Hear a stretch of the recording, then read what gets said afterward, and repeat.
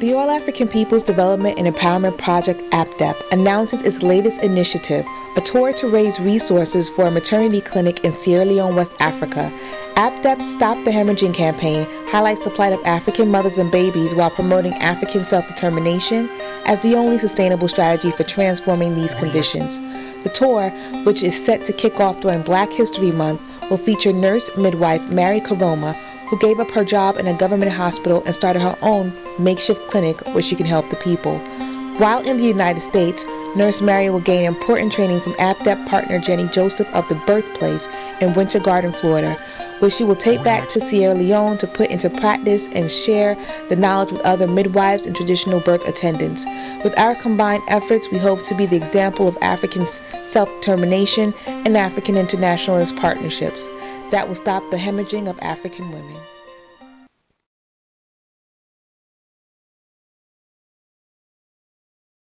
We're talking today about the Infant and Maternal Mortality Project that the AAPDEP, All African People Development Empowerment Project, is putting out during Black History Month.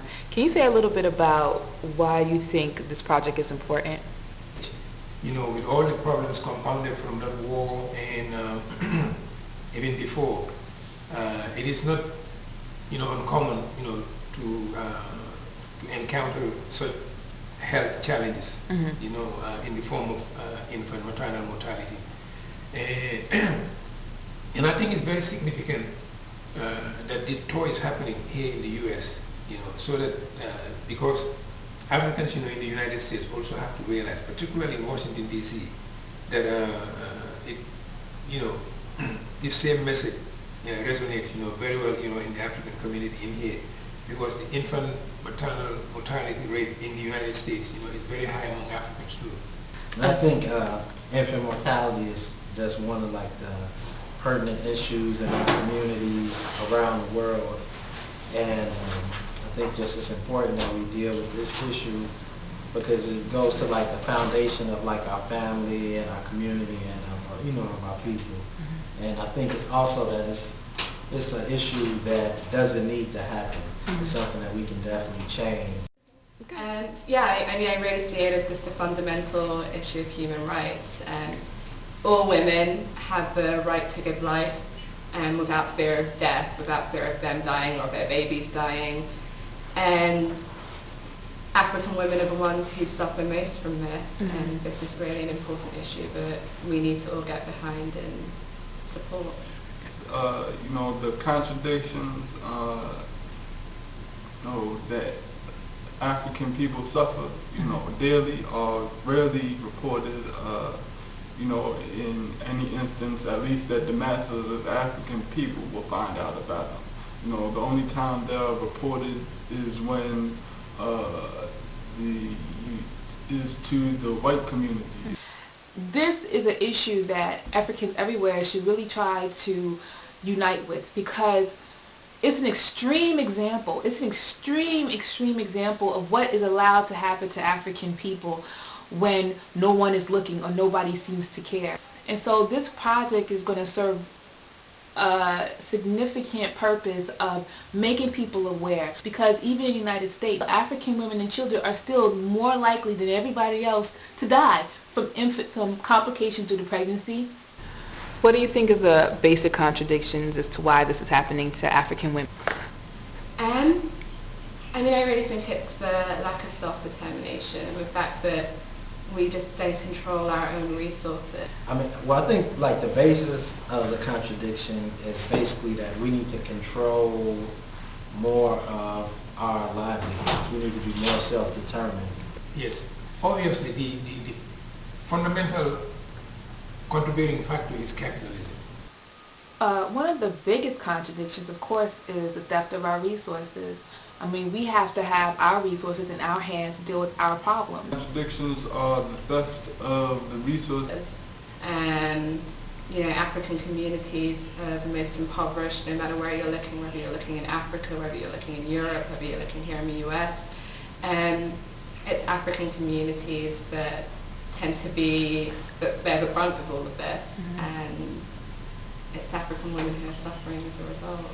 I mean, for instance, in Sierra Leone, one of the wealthiest countries on the continent that yields plenty of diamonds for the rest of the Western world, yet the people are being paid less than $1 a day, or if that, if they even get paid at all.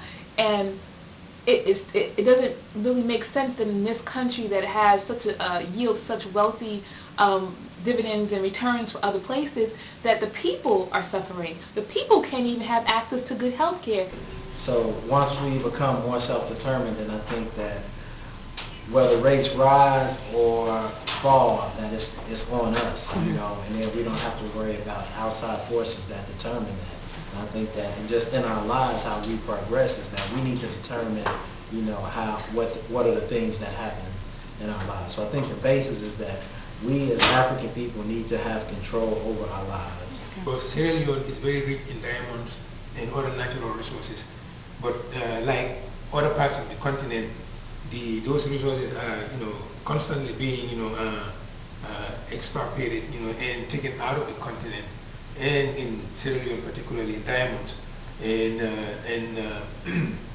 so all these resources that were supposed to be in the continent, you know, or in Sierra Leone in particular, to deal with healthcare, education, and just, you know, raise the consciousness of, you know, generally the Africans to maintain, you know, like a good health.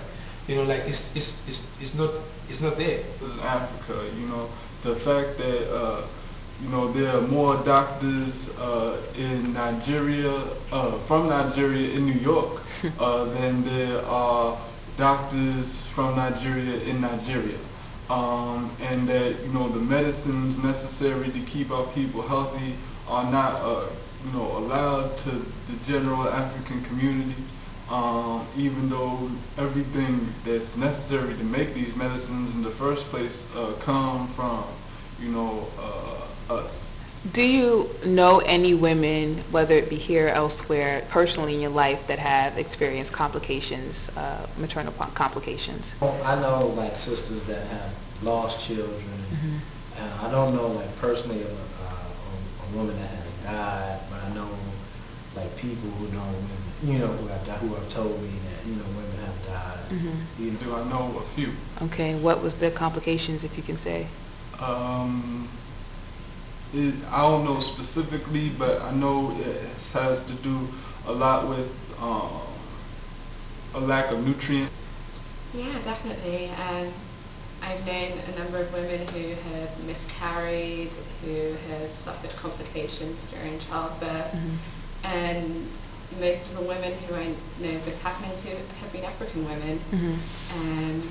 And this has been in Europe, in London, which where the healthcare and the healthcare system is meant to be one of the best in the world, and yet it's still happening, and it just speaks to the fact that there are so many other forces in play that are causing this to happen to African women. Yeah, I know. I do not know of any women who have died. I do know of instances where we have lost children, myself included. When I had my daughter, I bled a lot, and I would not stop bleeding. And what stopped the bleeding was a simple shot, which I understand should be a very simple thing to stop hemorrhaging. And I realized that I can identify with these women because had I been born in Sierra Leone and had my daughter, I would not be alive today. And so it's important that we see ourselves in the heartache and the pain that these African women experience, because they're not in a bubble. This is definitely us, and we are them.